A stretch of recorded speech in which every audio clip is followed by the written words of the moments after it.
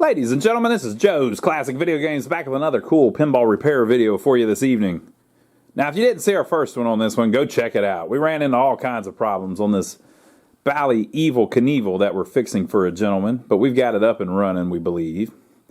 And he wanted us to put a flipper rebuild kit in it. So I figured we'd talk about that and then do it. What do you think about that? So this is a 1977 Bally. This is one of the very first Bally solid state games. They even made an EM version, electromechanical version, but they didn't make very many of them. So if you ever find one of those, grab it. It's worth a bunch, but this one's cool too. Also worth some money. Cool game. But yeah, so he wants us to rebuild the flippers. So he bought this kit, flipper rebuild kit, and we're going to put it in there, which is basically going to get everything nice and new and snappy. But with that said, in my opinion, on most of these early Bally ones, I don't ever rebuild the flippers. I work on them a little bit, and if there's something bad, I replace it, but I don't think it really makes them any stronger.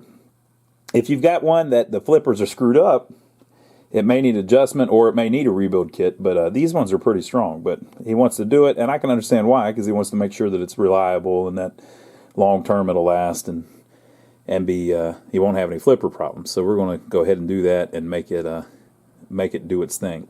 So you may, it kind of, whenever we do it, we sell them, so there's a profit motive in ours, and there's a everything you spend on it, you don't really get a return on after you get it where it's working well, But at your house, these things are only like 30 bucks, maybe 40 bucks, maybe 40 bucks.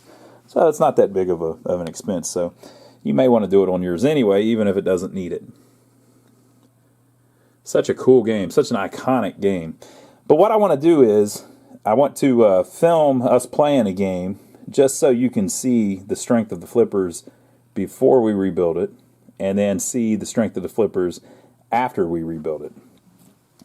This particular game, the front legs are down flat. They have leg levelers on them, but they're down flat. And then the back ones are hopped up, which is how I like them too. So they are about 3 inches off the ground. So it's got a pretty severe slope on it. I don't have a meter or anything like that to measure it, but it's a pretty strong slope, which is how I do mine too. Even EMs, like it's an EM we're working on. You can see we've got the exact same thing going on. We jack the back ones up and give it a little more speed, if you will. But if you do that, it makes your flippers weaker, so you have to have nice, strong flippers to do that. The early solid-state Bally flippers, I think, worked great. They're almost always in good shape, even if they're worn a little bit. So I'll show you in the video what we've got in this kit. We're going to put all of it in, and then I'll show you the things that make the most change. So if you only are going to replace a couple things, what you should look for. But again, the kit's only $30 or $40, so you might as well just buy the whole thing if that's what you're, if you can afford that. He got this from Marco Specialties, who are great. They've got all kinds of stuff. In my opinion, look, he must have just got it too.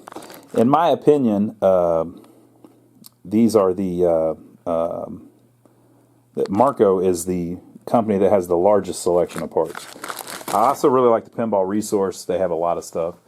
And I like Pinball Life. There's other good places too, but those are the three that I mainly use just because it's the ones I'm familiar with. But Marco Specialties is here in South Carolina with us, right down the road, not too far. And they, as far as just selection, they have the widest selection that I'm aware of in the world. There may be a place overseas in Europe that does a lot of business over there, or something that has a lot of stuff, but Marco's got it all. If it is to be had, they've pretty much got it. With the exception of some of the more obscure EM stuff, and then you have to go to Pinball Resource. So that's my opinion, that's my story, and I'm sticking to it. All right, I'm going to get the tripod, and we'll play it real quick.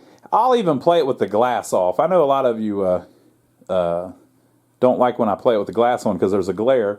So I'll play it with the glass off. I don't really like playing them like that, but we're just trying to gauge how strong the flippers are. So let's do that first.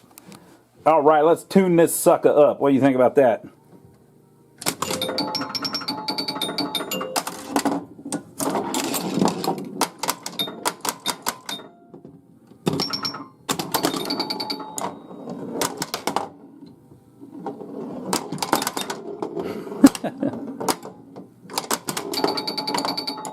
Oh, oh.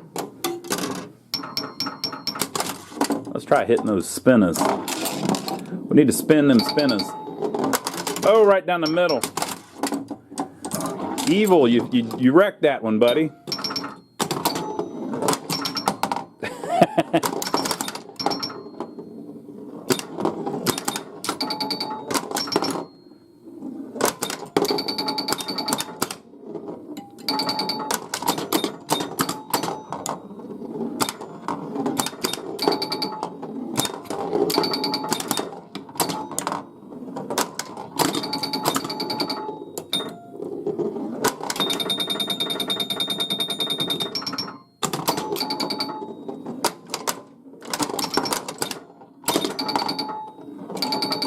Whoa.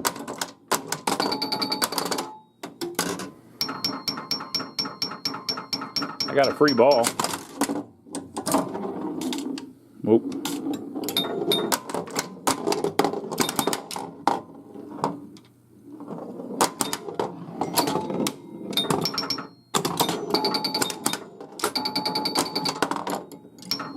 Popcorn.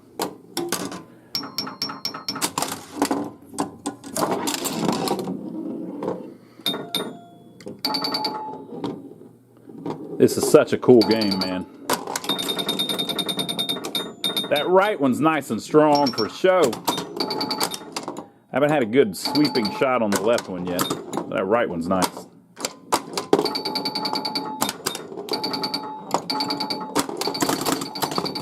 Yeah, I think the left one's good too.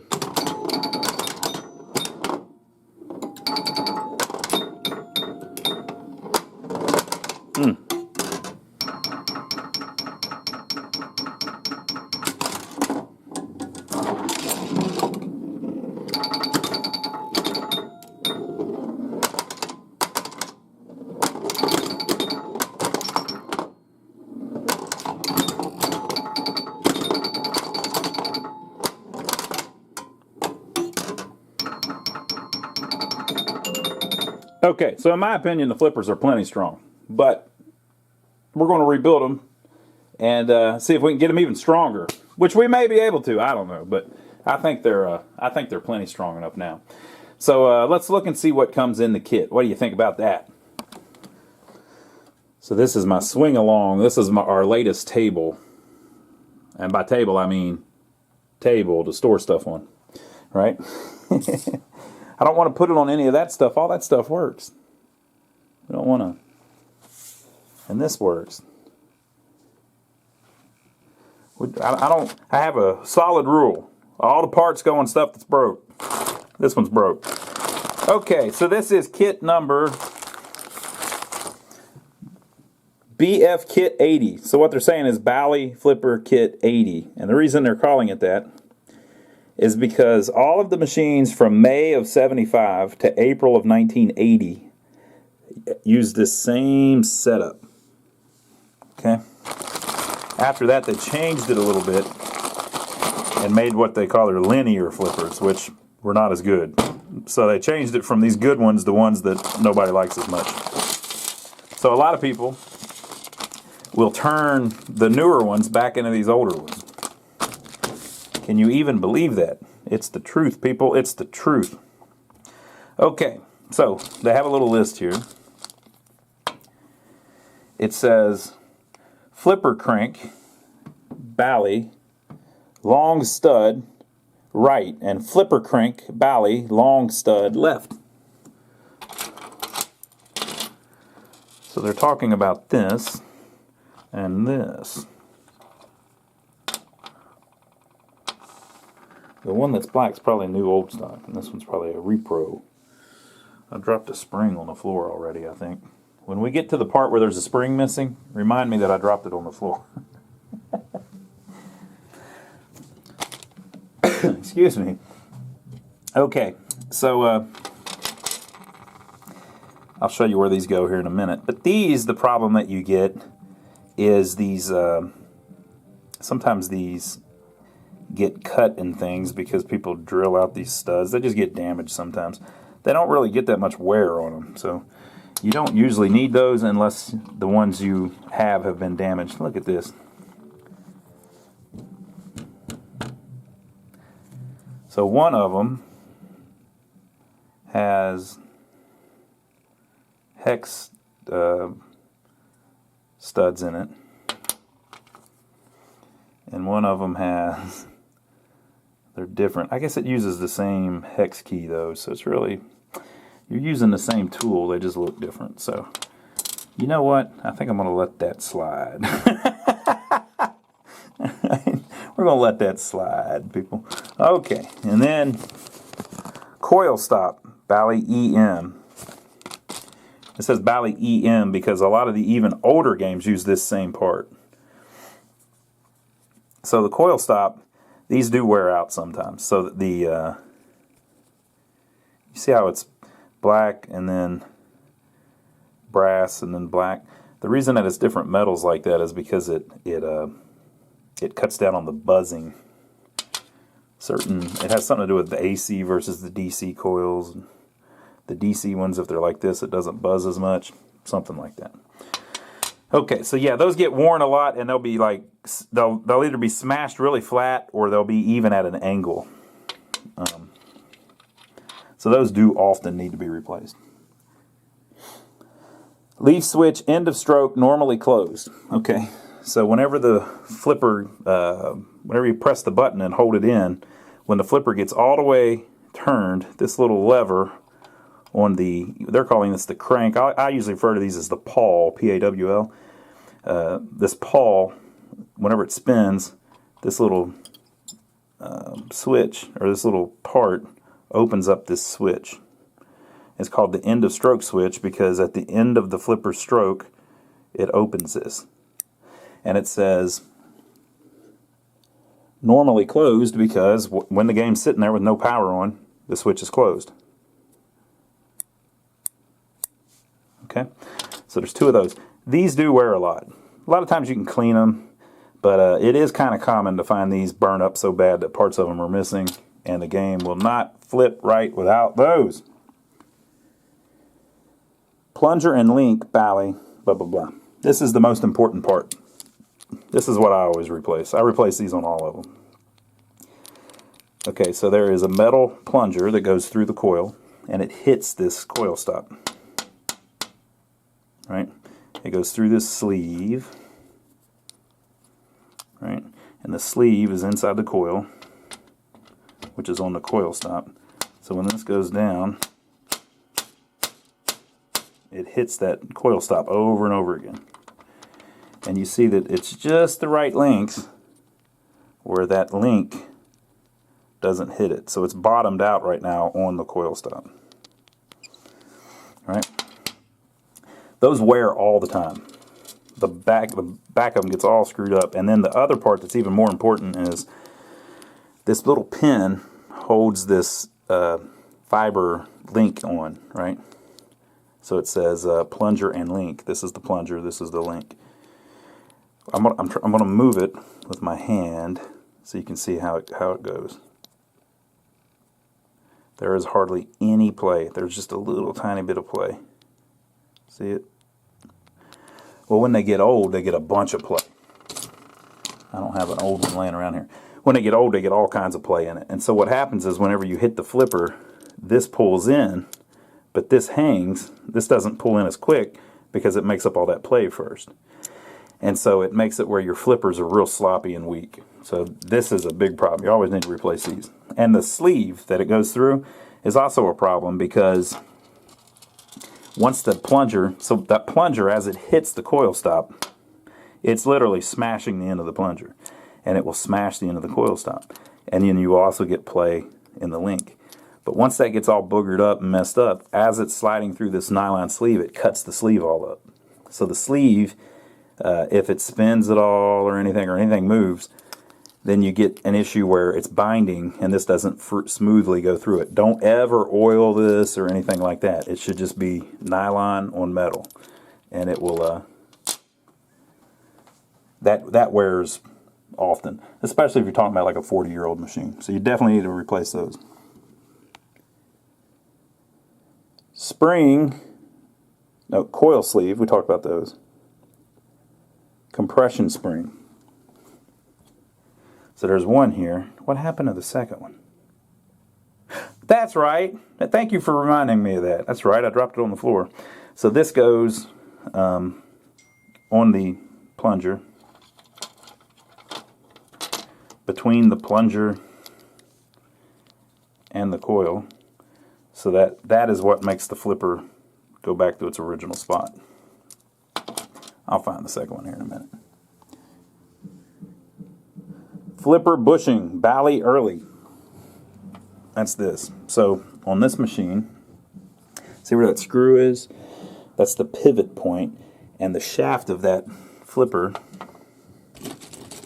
this is an old one, right?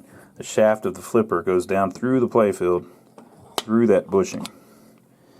And there's a little hip on the top of the bushing. That is what actually keeps it up off of the playfield. So if you ever get one where it's cutting the playfield, where the flipper is dragging and leaving a mark, this bushing is probably worn out. So these are a thing that, to me, it's usually you replace these if you have a problem. You don't really necessarily have to do them for preventative maintenance. But again, the whole kit's not that expensive, so you might as well, right? Machine screw, there are 4 of them. 2 spring washers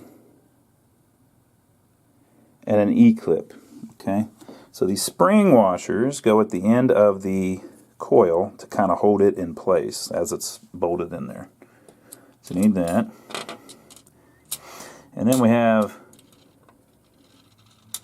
here's our machine screws.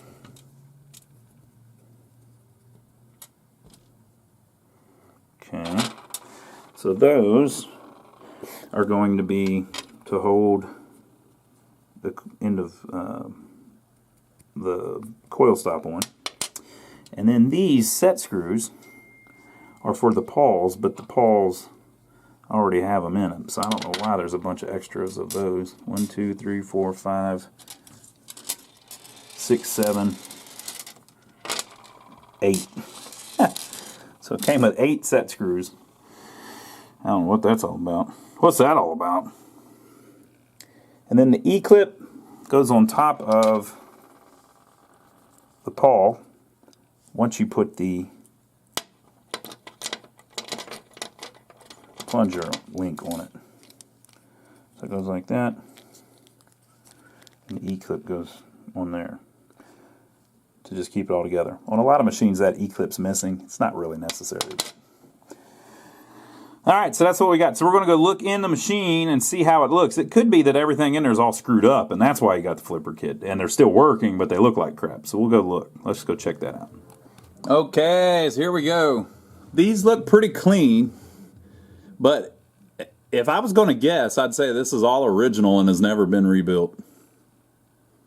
That's what I'd guess. Now you might be wondering, well, why aren't you putting a new coil? Usually, the coils don't wear. They just work or they don't work. So if you have weak flippers, it's hardly ever the coil's weak. That's not a thing. Either the coil works, or it's shorted and it's blowing fuses and crap, or it doesn't work at all. So if your coil is working, you don't really need a new one. If it looks all burnt up, like it doesn't look good, then yeah, you can get a new one if you want. But typically, it's just a big waste of money.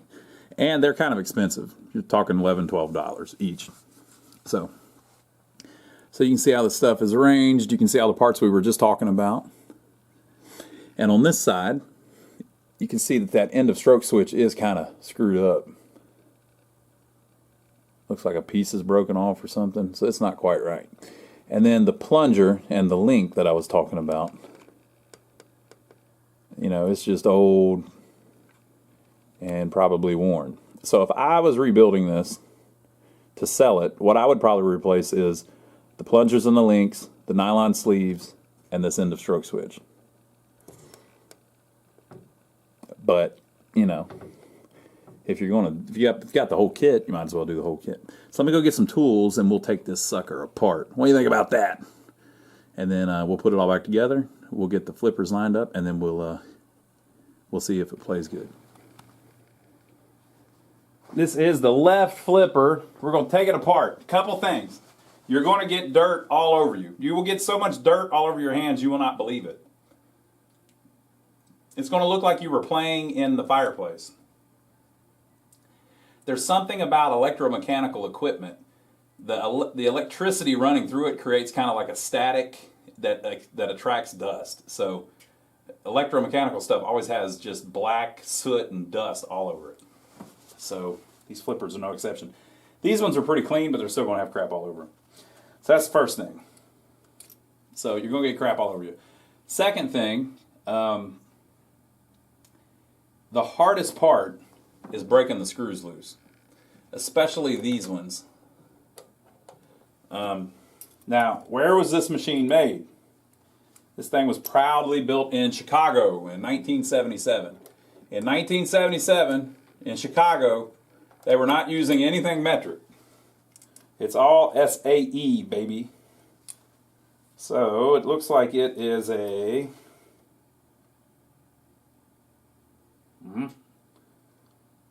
I'm looking at my little chart here. It's a 1/8 of an inch Allen wrench, hex key, whatever you want to call it. Oh, it broke right loose. That's great. Sometimes these will not come loose, and then you are in for a world of hurt. So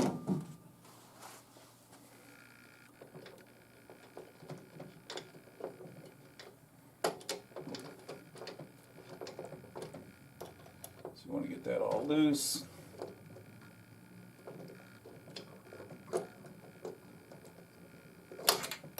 All right. That ought to be loose enough to slide off. So that's that. I already got crap all over me. Okay, Phillips screwdriver.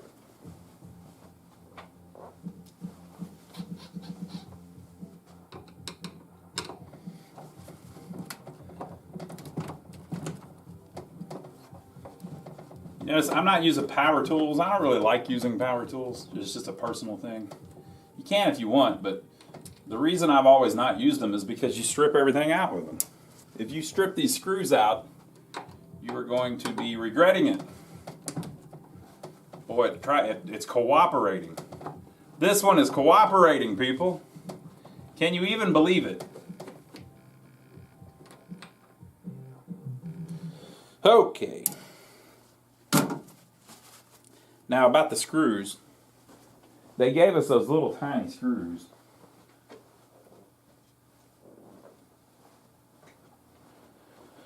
I'm going to hold them up here so you can see the difference. This is the original one. And this is the one they gave us. That one will go in and work, but it's a crappy screw compared to this original one. So I'm going to leave this original one in because it's just a better screw. And it also has a certain... I'll show you here in a minute. I'll have to show you what I'm talking about. It's a different screw. It's a different thread. These little ones will work, but you'd be shooting yourself in the foot to do that. Now, I'm not going to do that to the guy. I want him to have a nice machine. Here is our...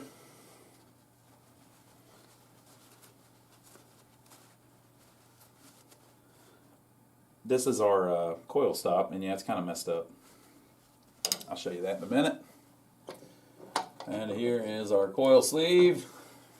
Came right out. Sometimes when you do the coil sleeve, it will not come right out. It'll be stuck in there. If it's stuck in there, you've got about a 20% chance of being able to beat the thing out and then beat a new one in. So the reason I know that is because I've done it a bunch of times, enough that I can give you a percentage, right? If it slides right out like that one did, you're home free, no problems. But if that damn thing is stuck in there, you probably ought to buy a new coil. Sometimes you can well, I'll show you. So let's say that it's stuck and you can't get the thing out. It's sticking out the front. You push on it, it doesn't move. The reason it's doing that is because the coil has gotten hot enough at some point. Can you even see it there? Oh yeah, perfect. It's perfect. The reason it won't come out is because the coil has gotten hot enough that it's burnt the plastic a little bit on it and melted everything to where it's not that it's melted it together, but it's melted it where it can't move, right? And sometimes it's indiscernible. It's undiscernible. You can't see it even if you look at it, right? So if you get it and you can't push the thing out, you probably need a new coil. But if you want to try to save the old coil and you can't push that thing out, what you can do is take your coil stop, put it on. Now this is just nylon. It'll break real easy. Put it on the front of it, and now you've got something hard that you can tap on with a screwdriver or something and push it out, right? Then once you get it out the other end a little bit, you can grab it with a pair of pliers or something and try to pull it out.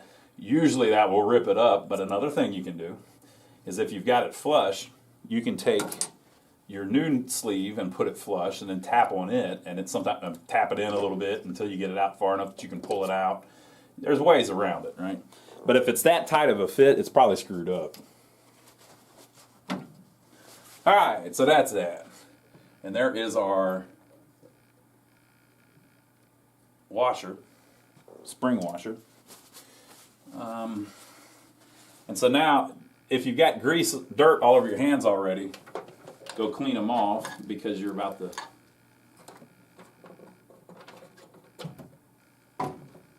pull the flipper and the shaft through the top of the playfield.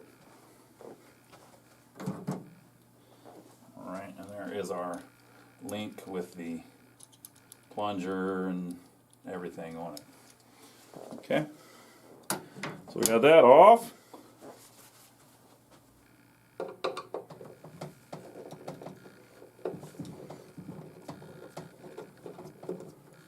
going to take the bushing off.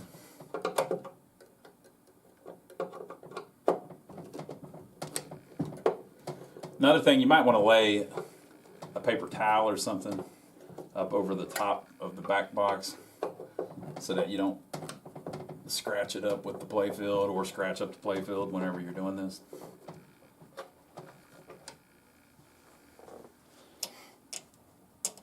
Okay, so there's our bushing, which looks like it's still in good shape. Okay, and so the last thing that we've got in the kit is we're going to get rid of the end of stroke switch. Put a new one on. So this is the only part that's soldered. In other words, if you can get away without changing it, you don't have to solder it.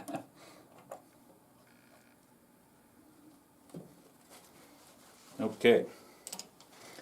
So I'm going to get the soldering iron and swap that real quick, and then we'll look at all the pieces and compare them to the new ones and see what we're going to gain from this.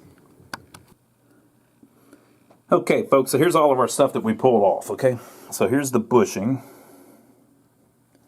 Probably still in good shape, actually, but it's a piece of nylon that's 40 years old, you know? So if you're going to do it, I guess nothing wrong with replacing it. And here is the replacement one.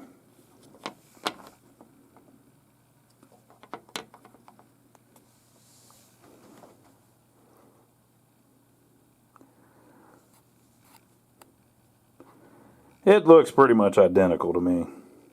I think that's a perfect match. I would not be surprised if they were using the exact same molds that the original ones were made in. Okay, so we're going to put new bushings. The nylon sleeve. These are very inexpensive. Now you'll notice it's a little bit longer. That does not matter as long as the plunger doesn't hit the edge of it when it comes down. And I showed you a minute ago that it doesn't. With the coil stop in there, it's just where it doesn't hit it. So it's fine.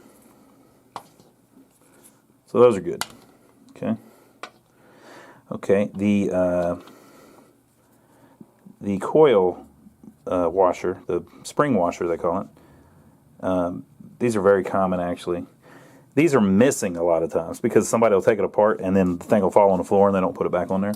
But the purpose of it is it holds that coil from moving. There's a little bit of play if you don't have that. It takes up the play.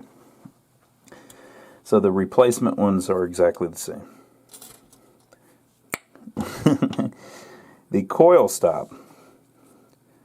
See how that's all dented in?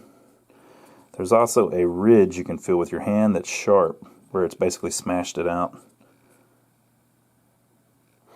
And remember how I was saying the other one's made of multiple metals? That supposedly helps with the buzzing. You can see that this one was too. See it? But you can't tell anymore because it got all smashed together. So if you're buzzing, usually this will fix it. Okay. The compression spring, that's the original one. It's red in color for whatever reason. Here is a replacement, which is a little taller, probably a little stronger. Yeah, who knows? I mean, this might be the wrong one, too. Okay, and then the pawl. I'm telling you, these don't really wear, man. These are kind of expensive, and they're not really necessary unless yours is screwed up. I have seen them screwed up. Here's what happens. It gets where you can't take that nut out. It gets stuck in there for whatever reason, and then you have to cut it out or drill it out, and this whole thing gets destroyed. So sometimes that happens. But that's the type of thing that you replace, and it's kind of, you don't really need to. It's kind of just a waste of money. Okay, and then here is the plunger and its link, and as you can see, it has much more wear than a new one. Okay, the end, you can see how it's kind of beat up, but if you wanted, you could probably punch that roll pin out and just replace the link and be all right. Here's how the end of a new one looks.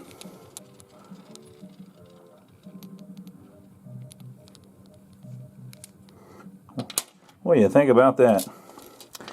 Okay, and then there's the little clip. Now that washer, I have heard that on some of them, somebody actually brought that up to somebody, asking them at Pinball Resource why that washer is not in the kit. And I believe the guy at Pinball Resource said that there was some kind of guidance later that you not to use that washer or something. So maybe that's an extra part that you're not supposed to have anymore or something. I don't know. That's my story, and I'm sticking to it. So here is the end of stroke switch. Now, voltage runs through this the whole damn time, so it gets all screwed up. And every time you flip, it opens the switch and then slaps it back together. Now, do you see how that top contact is almost all the way gone? And see how the bottom one's all freaking, it's not even flat anymore? Look at that crap. Right? And so what happens is, so power's running through this, right? AC, well, not AC, DC, but power's running through this, and right when it gets to here, the power jumps across it because it's close enough that it can make the gap. Right? And so that spark across there, if you look inside the machine while you're playing it, even with a new one, you'll see that spark going across it. That spark fries it. So eventually it just burns the hell out of it. See how it's all pitted up and everything?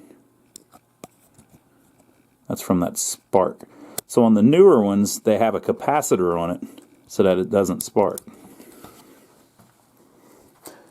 What ifs? So we're going to put a brand new one.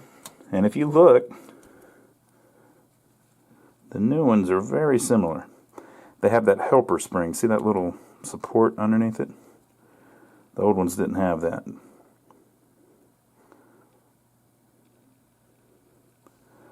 was a very nice match, though.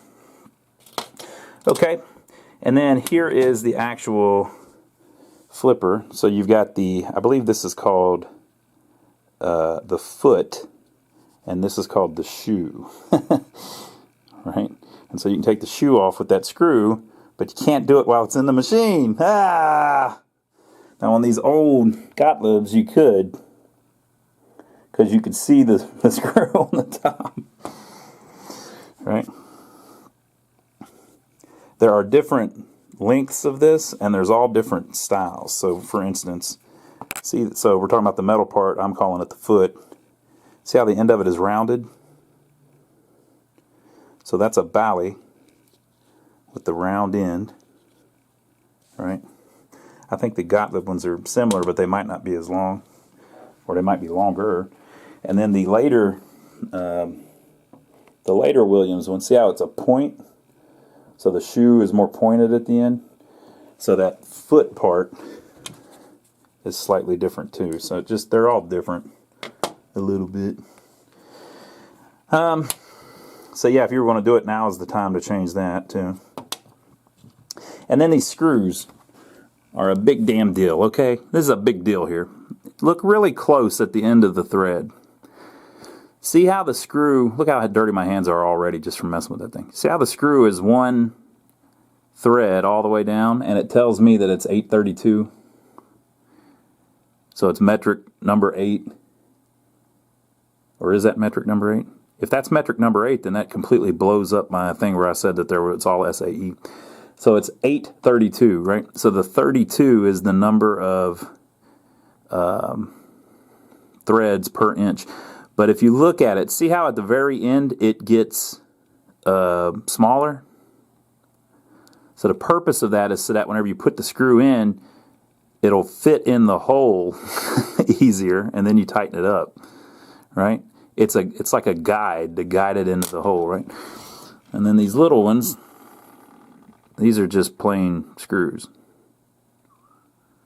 So they're just flat. So I ain't putting these in. They're not even the same length. We'll use them for something else.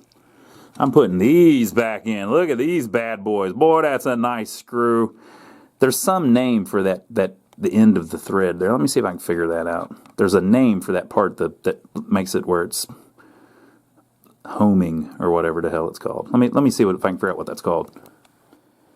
All right, folks, I looked it up. It's called a thread forming screw. So now we know. Aren't you excited that we figured that out? Isn't that good to know? Okay, so first things first, as the notorious B.I.G. would say, we're going to put this back in, however it goes. We'll do it first. I wonder, looks like you can put it two different ways. No, looks like maybe you can put, I think you can reverse the whole plate.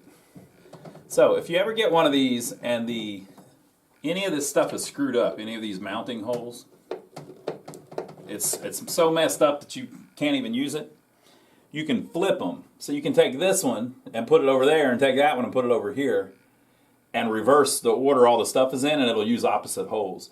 So like if this was flipped around, you know, you can't turn it around here because it would put that over here. But you could put it over there because it would put that there. You just turn it upside down. They did it like that so they only had to make one part. So this is that one upside down, and the bushing goes here. So if your holes to mount the bushing are screwed up, you can take this one and put it over there and reverse it around, and you'd have all new holes for every single thing that you mount. And wouldn't that be great? But this one's in really good shape, so this one won't be an issue.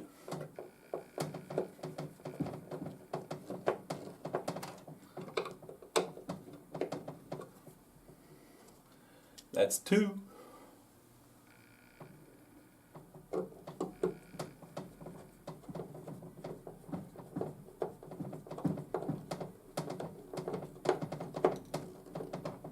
That's 3. All right, let me make one of our links up. Let's see what we got. Now, the flipper pawls, you have to get the right one for the right side. Okay?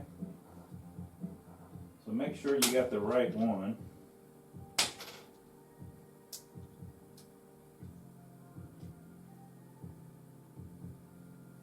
I am going to leave the washer off. That's cute. The C-clip doesn't fit. stuff's going on behind the scenes. Don't worry.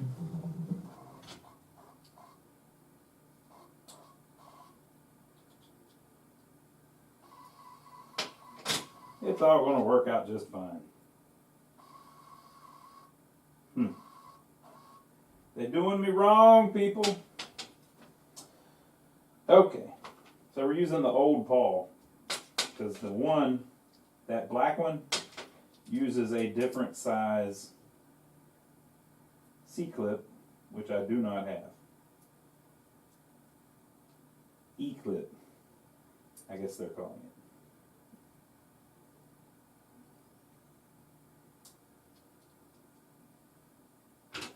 But that's cool because there's nothing wrong with the original. You know I really wanted to just reuse it anyway, right? Okay, so that's that. Let me get the spring. There's our spring. Let me get the sleeve. There's our sleeve. It's all coming together, people. Oh, I need the little washer, the spring washer. Okay, I'm back. Did you miss me?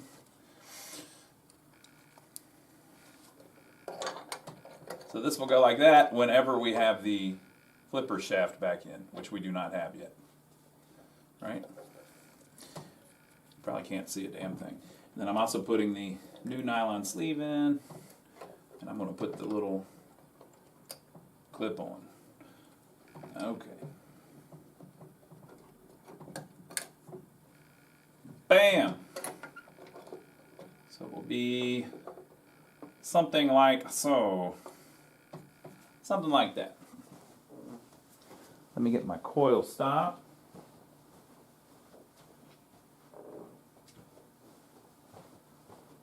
You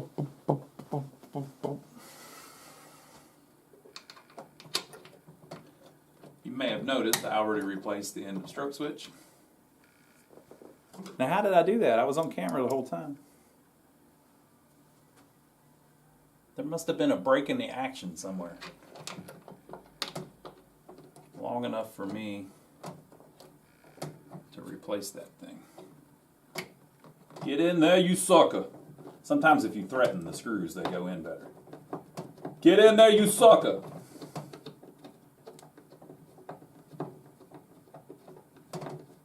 That's one. Leave it a little loose. No use fighting yourself on the second one.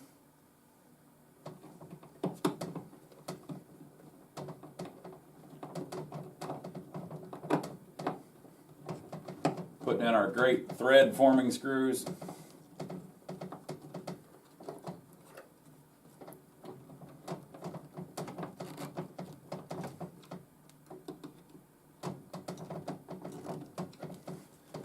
Okay.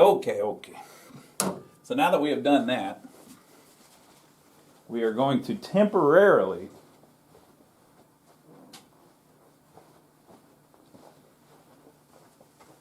put the flipper in. And the reason I say temporarily is because we have to line the thing up. So now that we've taken it loose, on the front of the game, on the playfield, it's not lined up right, you know. It can spin around because we have these two screws loose. Hex, what do they call those? What did I do with my Allen key?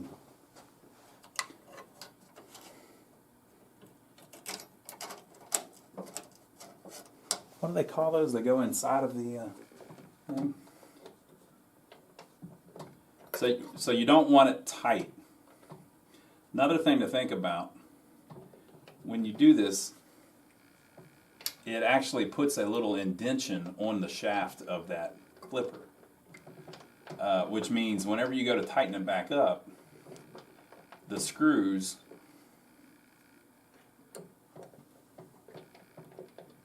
will tend to go right back in the same exact spot they were in before, which is a problem if your flipper, so it should be like this, if it's sitting there like this and you just want to move it just a little bit, it's very hard to do because whenever you loosen these up and move it a little bit, when you tighten them back up, they work their way right back into the same spot they were and move it again. The way you can overcome that is take this one off and put it over there and take that one off and put it over here. And whenever you put the set screw, that's what it's called. Whenever you put the set screw in, it will grab fresh meat. Unless it's been all banged up and it's already had that done. Okay, so that's the. Let me make sure it works. What do you think? Does it work?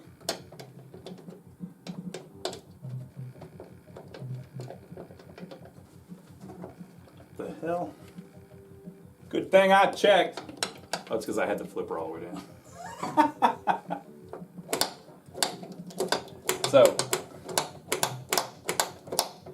So am I done? Does it look good to you? What do you think? Is it good? Do I have your stamp of approval? I should not, because it's not opening the end of stroke switch. If you don't open that end of stroke switch, you will burn this damn thing up. So you have to bend this thing. You want it whenever it gets to the end of the stroke, that it should, I'm trying to get it where you can see over my hand, that it should just open it right at the end, like that.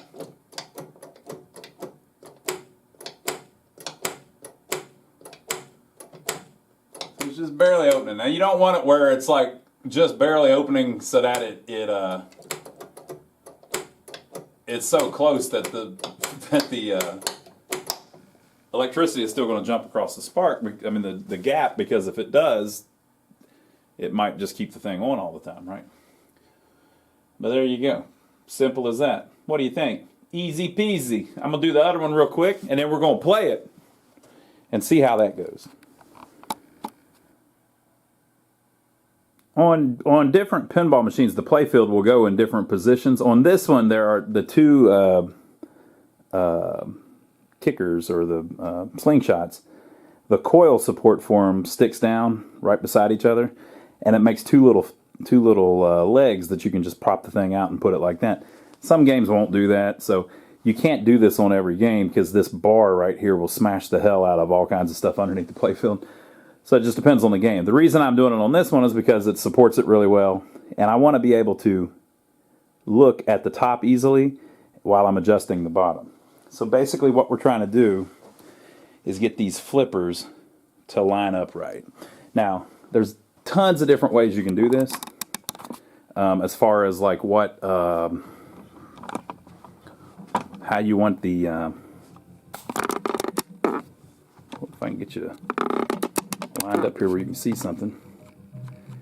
What angle you want them at. Different people want them different ways. So some people like them. Now, remember I told you to leave them loose whenever you tightened it up? I cleaned my hands off too so that I don't get dirt all over the flippers. I told you to leave them loose so that you can actually move them and position them. Right, that one might be a little bit too loose.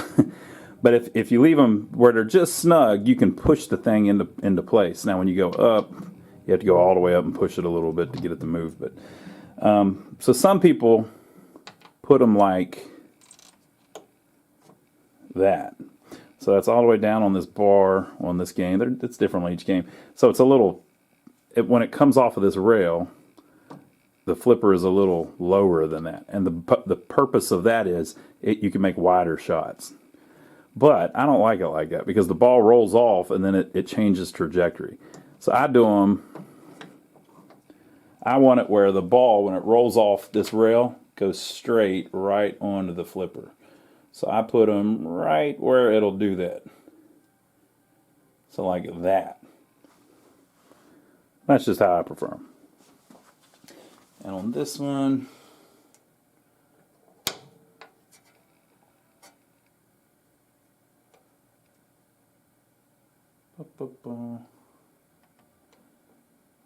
this one's kind of like that right now. Okay, so whenever you get them where they go, you very carefully try to snug up those set screws without making everything move. Easier said than done. Sometimes one of them will move a lot better than the other one, or you can get to it a lot better, so maybe you do that one first. until you get it tight enough that the flipper won't move. Whenever you do this too,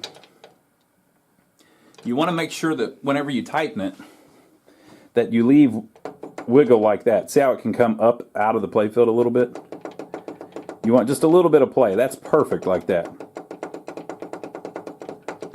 Well, if whenever you tighten those set screws, that metal pawl is too tight to the bushing, then you're creating friction, you know, and so it makes it where they don't move right.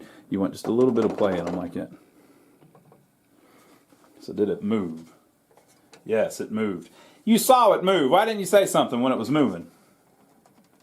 But guess what? I didn't tighten them all the way up. You thought you had me. You didn't have nothing. All right. So I got them a little snugger. That is a word, by the way, isn't it? Snugger. I got them a little more snug. And then make a final adjustment. And then we'll tighten it up again. Remember what I was saying earlier, too. You're kind of... Often you're going to get where they go right back where they were before because there is a cut in the shaft where the previous set screw was at. And you kind of need to get these tight as hell. You can put Loctite on them and stuff if you want. I don't like doing that because it's just going to be the biggest pain in the ass to take off later. But I just try to get them as tight as I possibly can. By hand. Also, a lot of times, whenever you push on it, it will go slightly down farther. I don't know if you can see that or not. Okay, watch this. So imagine the playfield's up and the ball hits it. See how I can move slightly? What you are seeing there is that little bit of play in the link and the plunger. There's a little bit of that, and you want it to be coming up and down. And then you just want to test it a little bit. Everything's together. It's moving like it should. And then whenever it stops back where I liked it. Okay, so this one, we're going to try to do the same thing. And again, you know, if you don't like them at this angle, you don't need to comment below that you don't like them at this angle. Just put them at whatever angle you want, people. Did it move? I think we're pretty good. And also, you know, if you get it off a little bit, it ain't the end of the world, folks. Perfection is not necessary on any of this. At the end of the day, you got to remember, it's a game. It's supposed to be fun.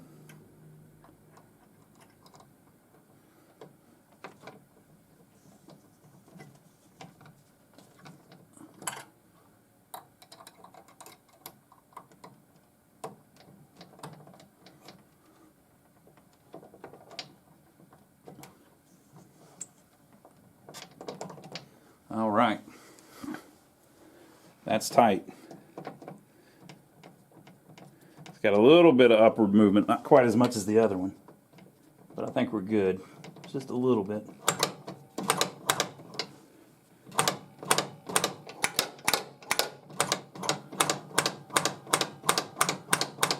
We'll play it and see. Remember that right one was real strong before. Maybe I made it worth. I don't know. Do you think it's possible I could have made it worth? Okay, I'm going to show you one last thing to do since we're trying to get the flippers awesome. I'm going to show you one last thing to do that'll help get them awesome. Okay, so the last thing you want to do is clean the switch on the side of the cabinet, the flipper switch. Those contacts, it's the same situation. Voltage runs through them and they get all pitted up and get where they don't make good contact. And you also want where there's not like a huge gap between it. Right? So the way I do it is I have a file that I go crazy on the contacts with. You can also replace these. And you want to try to get that mating surface flat where the whole thing touches the other contact instead of just a little piece of it. And once you get it clean, another thing you need to do is clean off the dust you just made down here at the bottom of this spacer, because that's conductive and it'll make your flipper stick on. So I'm going to clean both of those and then we're going to test play it. Okay folks, we're going to check it out so you can see the angle I was talking about. Some people put it farther down where it's parallel with these metal brackets. Another thing people have pointed out is these little dots here. On some games, it appears that in the factory there was a little post that stuck there, and they mounted the flippers where they were sitting on top of that post. But if you did that on this one, they'd be even higher than they are now. So it's personal preference, people. So let's see if we've screwed anything up.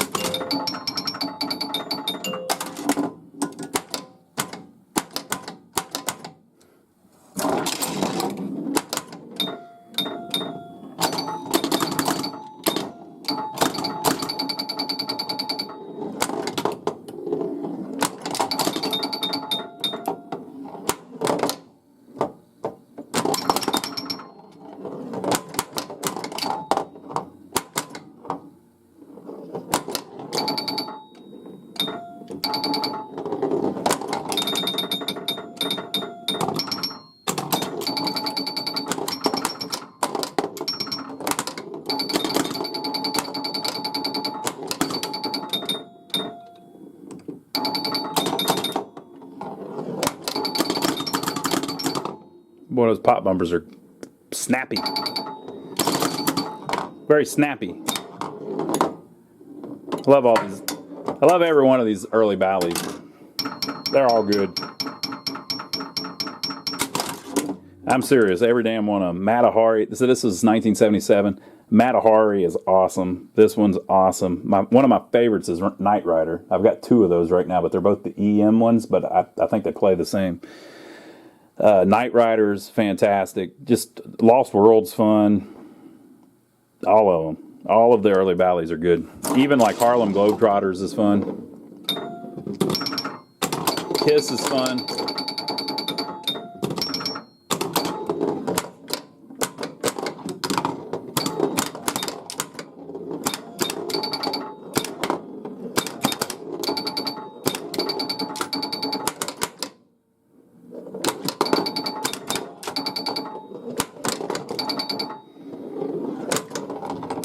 I don't know, folks. I think they're exactly the same, personally. I don't think they're any stronger or any weaker. I think they're the same. Those old flippers, as old as they look, we're still working about the same.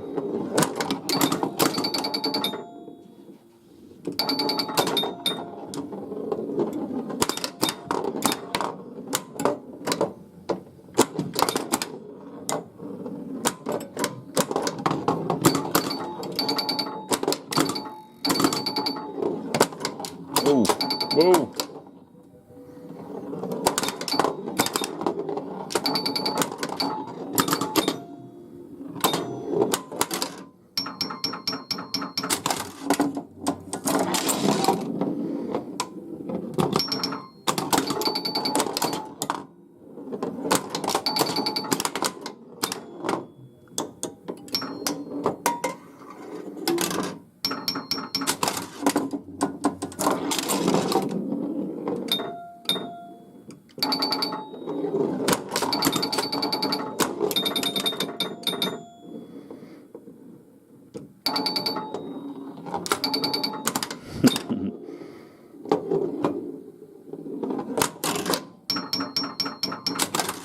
That's another thing you get out of new out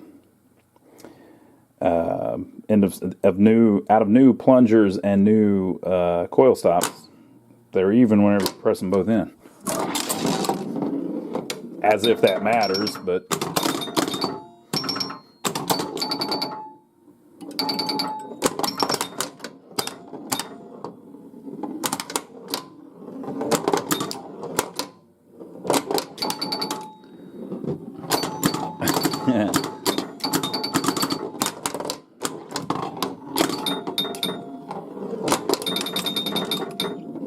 nice little spin shot.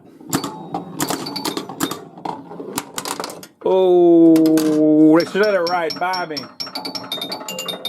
All right, well, there you go, folks. I think they're about the same as they were. But now you know what makes the flippers work and what all the parts do and what to look for. So, very cool. Leave your comments below. Let us know what you think. Make sure to give us a thumbs up for taking the trouble to film it for you. And we'd like to thank everybody that's been using all of our Amazon links. If you don't know about that, there's links below to Amazon. If you click on that, if you're going to buy anything on Amazon, if you use our link, it gives us a tip. It gives us a piece of Jeff Bezos' money. Isn't that awesome? Evel would say that's great. I should have said whenever I started it, maybe I'll do it on the video where we play it. I should have talked a little bit about Evel. I don't mean any disrespect to Evel Knievel, one of my heroes. I just haven't been talking about him because we've been fixing it. But on the one that we do about the pinball machine, we'll talk about him a little bit. We'd like to thank everybody that's been using the Amazon links, and also everybody that's been subscribing to my brother Donnie. So if you haven't heard about that, where have you been? You can Google it now. Just Google my brother Donnie, and it'll tell you all about it. Right? So my brother Donnie is literally my brother, and he has a YouTube channel. So it's our brother channel. Go check it out. It has nothing to do with arcade games or pinball machines, but he's always into something. And isn't that something to watch?